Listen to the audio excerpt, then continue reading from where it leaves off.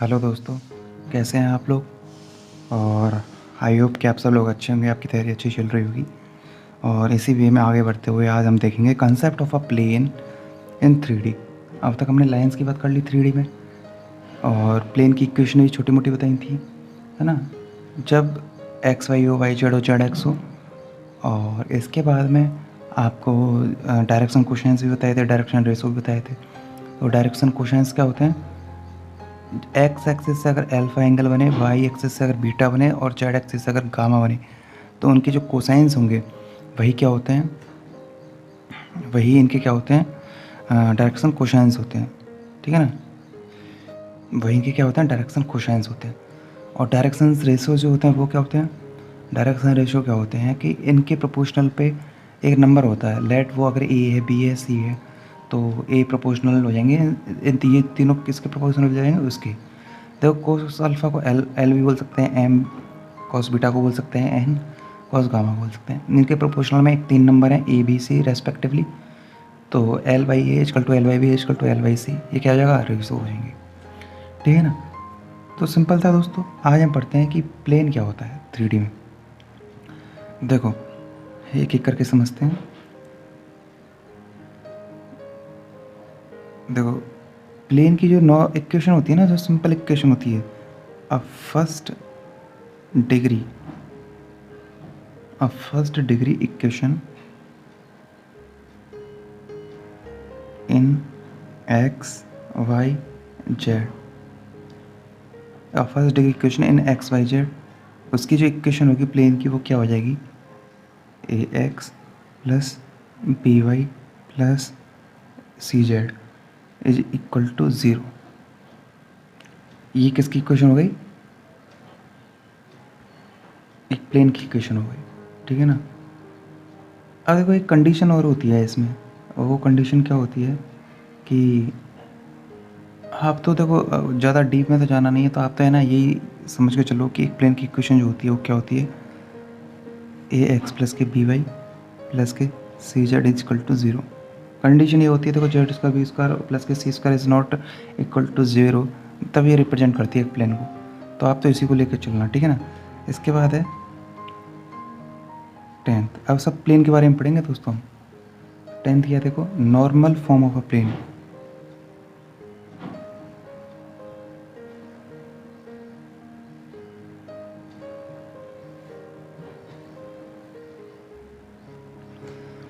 और normal form of a plane क्या होती है, नॉर्मल फॉर्म होती है, देखो नॉर्मल फॉर्म ऑफ प्लेन तो ऑब्वियसली बात है, तो एक प्लेन होगा, उस प्लेन पे एक नॉर्मल होगा। ठीक है ना। अब नॉर्मल होगा तो उसकी लेंथ भी होगी, तो let p be the length of the normal from the origin to the plane. ठीक है ना। तो मैंने पी क्या हो गया इसमें, लेंथ ऑफ द नॉर्मल। ठीक है ना, क्योंकि नॉर्मल फॉर्म है इसलिए, तो प्लेन पे क्या होगा, एक नॉर्मल होगा ही ऑब्वियसली। तो लेंथ ऑफ द नॉर्मल कहाँ से, from the origin, from the origin. ठीक है ना, टू द प्लेन, कहाँ पर, टू द प्लेन। अब वो क्या है, एल है, एम है और एन, कोई भी हो गया। ठीक है ना। लेंथ तो ये पी क्या हो गया, length of the normal from the origin to the plane हो गया।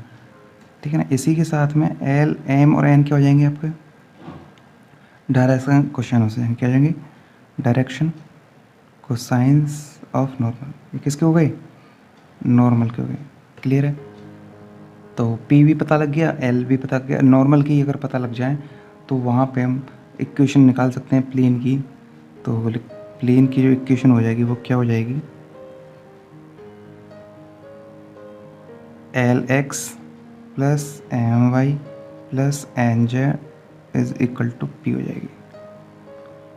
क्लियर है। इस पर क्वेश्चन देखेंगे दोस्तों अभी थोड़ी देर बाद में। ये हो गया।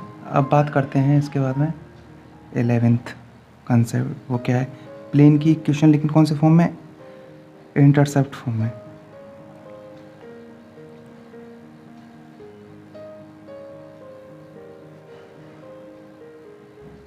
देखो इंटरसेप्ट अगर फॉर्म अगर मैं बात करूँगा तो क्या होगा, कि एक प्लेन होगा वो कट करेगा एक्सिस को, ठीक है ना, क्योंकि इंटरसेप्ट है। इंटरसेप्ट मतलब क्या हो गया कि कहीं ना कहीं कट करने वाली बात होगी यहाँ पे। तो मैंने क्या कहा यहाँ पे, लेट प्लेन, कोई प्लेन की इक्वेशन जिसकी फाइंड करनी है, वो क्या कर रहा है, कट कर रहा है लेंथ ए बी सी, ठीक है ना, फ्रॉम कोऑर्डिनेट एक्सिस, ठीक है ना। तब इक्वेशन क्या हो जाएगी प्लेन की, वो हो जाएगी एक्स अपॉन ए, अगर एक्सिस पे कहाँ पर कट कर रहा है, ए पर, plus y upon b plus z upon c is equal to 1, ठीक है ना। तो अब तक मैंने आपको कितने तीन फॉर्मूले बता दिए प्लेन के। इंटरसेप्ट की बात करें तो ये हो जाएगा, ठीक है ना। अगर नॉर्मल फॉर्म की बात करें तो l x plus k m y plus k n z equal to p हो जाएगा, जब पी नॉर्मल की लेंथ होगी, ठीक है ना। एल एम एन क्या हो जाएंगे, डायरेक्शन कोसाइंस हो जाएंगी। और ए एक्स प्लस के बी वाई प्लस के सी जेड इक्वल टू 0, ये क्या होती है, स्टैंडर्ड फॉर्म होती है। तो यहाँ तक आपको मिल गए कितने कंसेप्ट, 11 कंसेप्ट हो गए आपके। इसके बाद में देखते हैं angle between the two planes. क्या देख,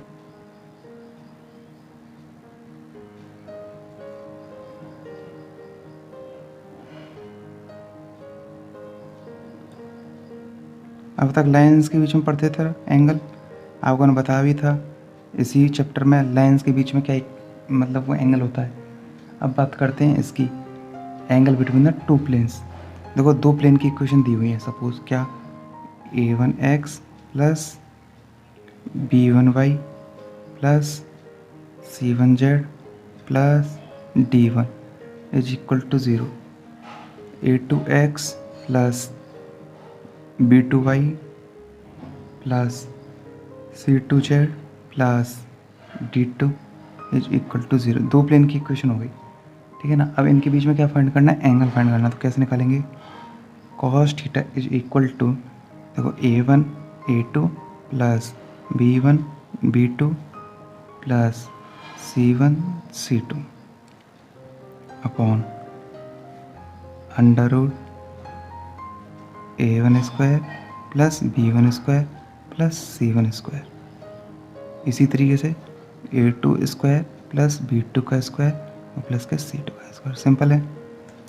तो ये फॉर्मूला आ जाएगा किसका, कॉस थीटा का। कब, जब दो प्लेन की इक्वेशन दी हुई हो और इन दो प्लेन के बीच में क्या करना हो, एंगल फाइंड करना हो, तब ये इक्वेशन होती है।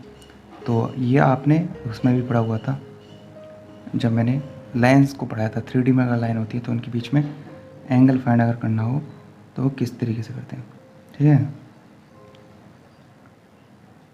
अब देखते हैं इसके बाद में नेक्स्ट कंसेप्ट जो भी रहेगा। इसके बाद है दोस्तों 13 कंसेप्ट है, distance from a point to a plane. Distance from a point to a plane.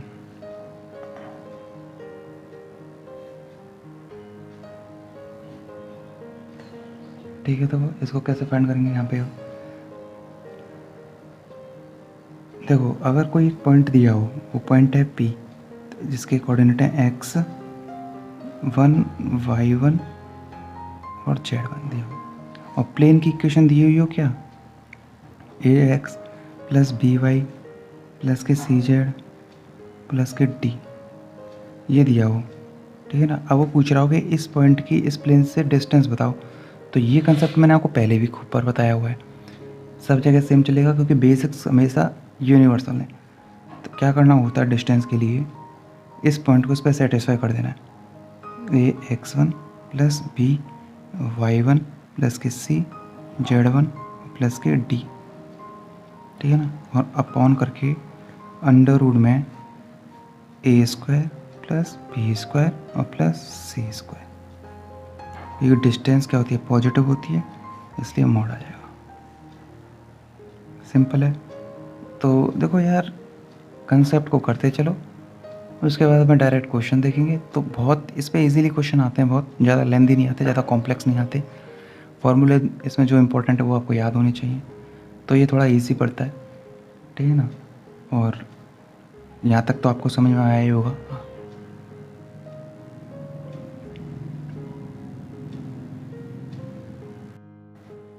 14 concept है दोस्तों, straight line in 3D।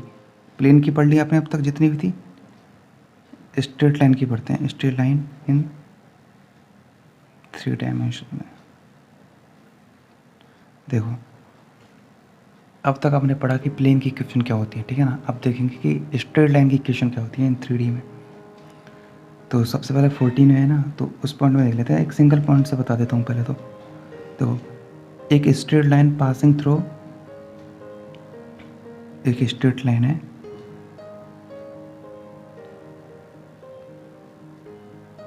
Passing from, उस पॉइंट का नाम है P x1 y1 z1, ठीक है ना, एंड हैविंग डायरेक्शन कोसाइंस, और डायरेक्शन कोसाइंस क्या हो जाएंगे, L M N हो जाएंगे। अगर कोई स्ट्रेट लाइन की इक्वेशन हमको फाइंड करनी हो जो पॉइंट P से पास हो रहा हो और जिसके डायरेक्शन कोसाइंस दिए हुए हो, तो उसकी इक्वेशन क्या हो जाएगी, x माइनस के x1 upon L, y minus के y1 upon M, z minus के z1 अपॉन N। ये इक्वेशन हो जाएगी। कंफ्यूज मत होना प्लेन की इक्वेशन में और लाइन की इक्वेशन, ये इंपॉर्टेंट बात है, क्योंकि प्लेन की इक्वेशन अलग होंगी और लाइन की जो इक्वेशन होंगी वो अलग होंगी, और इसी में क्या होता है, कंफ्यूजन होता है हमेशा, ठीक है ना।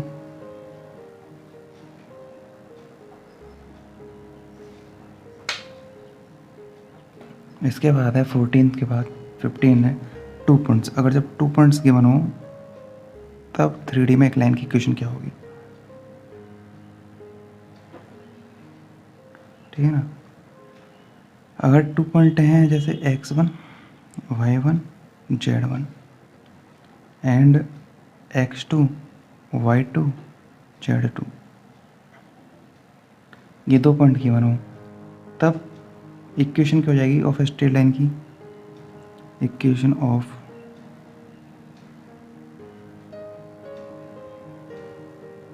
एक स्ट्रेट लाइन की जो इक्वेशन हो जाएगी वो क्या हो जाएगी, x minus x1 upon x2 minus x1, y minus के y1 अपॉन y2 माइनस के y1, z माइनस के z1 अपॉन z2 माइनस के z1। ये किसकी इक्वेशन हो जाएगी, जो 2 पॉइंट्स अगर गिवन हो उस कंडीशन में एक लाइन की इक्वेशन क्या हो जाएगी, ये हो जाएगी। यहाँ तक कोई दिक्कत हो तो बताओ। अब बात करते हैं कि intersection of a straight line and a plane.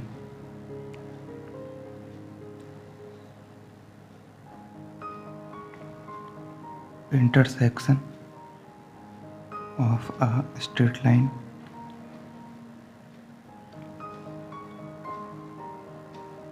Plane. अब तक पढ़ा आपने इंटरसेक्शन ऑफ लाइंस का। अब बात करेंगे अगर स्ट्रेट लाइन और एक प्लेन का इंटरसेक्शन अगर देखना हो तो कैसे फाइंड किया जाएगा, ठीक है। तो देखो, तो अगर इंटरसेक्शन फाइंड करना होगा तो ऑब्वियसली बात है एक स्ट्रेट लाइन की इक्वेशन तो आपको गिवन होगी, तो प्लेन में स्ट्रेट लाइन की इक्वेशन हो जाएगी ax plus k by plus k cz plus k d is equal to 0, equation number 1, ठीक है। ये जो लाइन है ये एक प्लेन को कट करती है, और प्लेन क्या हो जाएगा, प्लेन दिया हुआ आपको x माइनस के x1 अपॉन L, यही तो होता है प्लेन की इक्वेशन। सॉरी यार, ये क्या हो जाएगा, प्लेन हो जाएगा ax plus k by plus k cz d equal to 0, ये प्लेन है। और कौन लाइन इसको कट करती है, ये वाली y माइनस के y1, अभी पढ़ाया ना ये सब यार, y माइनस के y1 अपॉन m और इक्वल टू z माइनस के z1 अपॉन n। अगर ये इन दोनों को कट करते हैं तो वो इंटरसेक्शन अगर पॉइंट फाइंड करना हो तो क्या करेंगे हम, कि इस चीज़ के लिए मैं यहाँ लिख देता हूँ, प्रोसेस होता है, इसका कोई फॉर्मूला नहीं होता, ये प्रोसेस होता है। तो to find the intersection point, ठीक है ना, ये फाइंड करने के लिए क्या करना है, लेट x माइनस के x1 upon L, y minus के y1 upon M, Z minus के Z one upon N equal to क्या ले लेंगे, टी। यहाँ से एक्स की वैल्यू हो जाएगी, वाई की वैल्यू हो जाएगी, जेड की वैल्यू हो जाएगी, ठीक है ना। दिस इम्प्लाइज, मैं करके बता देता हूँ, एक्स की इक्वेशन क्या जाएगी, एक्स वाली की एल टी प्लस के एक्स वन, यही आएगी एल टी प्लस के एक्स वन। वाई की वैल्यू क्या आएगी, एल टी प्लस के वाई वन, और जेड की वैल्यू क्या आएगी, एल टी प्लस के जेड वन। ये एम होगा, सॉरी टी के साथ मल्टीप्लाई ना, तो यहाँ एम होगा और ये एन होगा, ठीक है ना। देखो एल टी प्लस के एक्स वन, ये वाई निकालना है तो एम टी, ये एम टी है, ठीक है ना, एम टी प्लस के वाई वन, ये जेड निकालना हो तो एन टी प्लस के जेड हो जाएगा। इन तीनों को निकाल के कहाँ रख देना है, इसमें रख देना है, इस वाली इक्वेशन में पुट कर देना है, इस वाली प्लेन वाली इक्वेशन में, ठीक है ना। तो मैं यहाँ लिख रहा हूँ इससे आगे, put these in equation of plane and solve, तो क्या मिल जाएगा, इंटरसेक्शन पॉइंट मिल जाएगा। तो आई थिंक दोस्तों ये आपको समझ में आएगा कि इंटरसेक्शन क्या निकाल, देखो इंटरसेक्शन अगर निकालना हो तो समझ लो काट पीट के एक दूसरे से दो इक्वेशन को सॉल्व करना है, आप कोई भी दो चीज़ों को सॉल्व करना है। अगर एक प्लेन दिया हो, एक लाइन दी हुई हो इस तरीके से, तो क्या करना है कि यहाँ से तो इसको इक्वल ले लेना है, टी के एक्स निकल जाएगा, वाई निकल जाएगा, टी जेड मिल जाएगा, इन तीनों वैल्यू को प्लेन में रख देना, सॉल्व कर लेना हो जाएगा। अब इतना लेंथी आएगा नहीं, हो सकता है वाई जीरो कर दे, जेड जीरो कर दे, एक्स के लिए पूछे, इस तरह के क्वेश्चन आएंगे, लेकिन कंसेप्ट आता होगा तो ही ये आपको आएगा। आई थिंक यहाँ तक आपको समझ में आया होगा दोस्तों।